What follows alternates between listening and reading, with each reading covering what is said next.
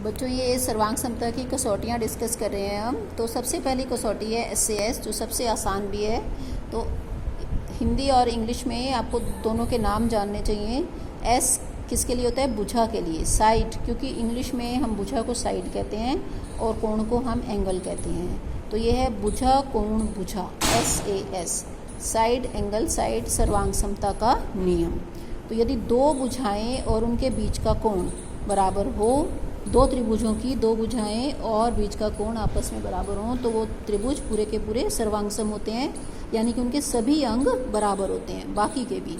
तो जैसे ये चित्र बनाया मैंने, ये AB 3 सेंटीमीटर है और यहाँ पर DE 3 सेंटीमीटर है, ये 3 सेंटीमीटर, और AC इधर 4 है और इधर DF 4 है, और उनके बीच का कोण 60 डिग्री का है, इधर भी बीच का कोण 60 डिग्री का है।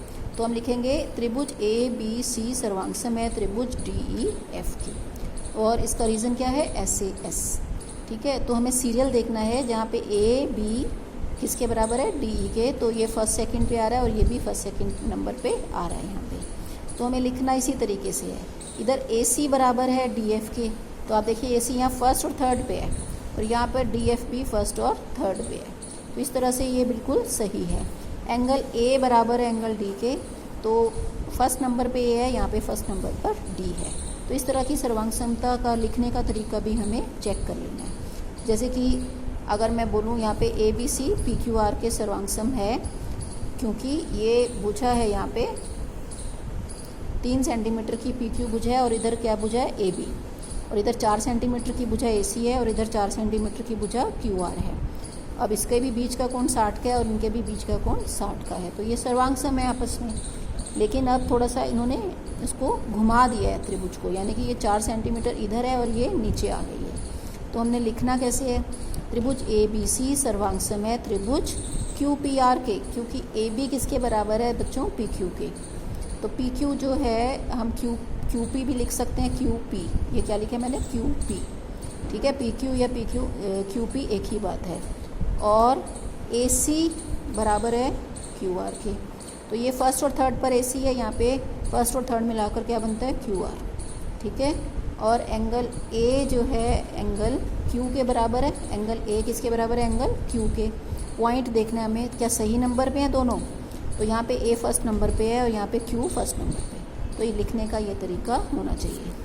अब देखिए, ये है आपका दूसरा सर्वांग समता का नियम, ASA सर्वांग समता का नियम। तो इसमें ASA में क्या है? दो कोण और बीच की भुजा। तो ये दो कोण है, कोण A और कोण B 60 के और 70 के। इधर कोण D और कोण E है 60 और 70 के, और उनके बीच की भुजा यहाँ भी 5 सेंटीमीटर है और यहाँ भी 5 सेंटीमीटर है। तो हम इसको लिखेंगे सर्वांग समता कैसे? त्रिभुज ABC अगर हम लिखते हैं सर्वांगसम है त्रिभुज किसके? AB किसके बराबर है बच्चों? DE के।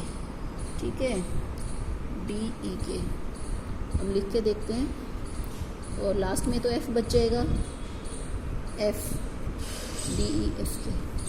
तो चेक कर लेना एक बारी क्या सीरियल सही है। वो जब जैसे AB और DE तो हमने चेक कर ही लिया है, कोण A 60 का है और इधर कोण D 60 का है, तो A और D सेम नंबर पे होने चाहिए। ठीक है, तो फर्स्ट नंबर पे हैं, और कोण B और कोण E, ठीक है, ये भी सेकंड पे, यहाँ पे सेकंड पे है। तो इसका क्या रीज़न है? ASA। ठीक है, इसी तरीके से अब इसकी सर्वांग समता कैसे लिखेंगे आप खुद लिखेंगे इसको।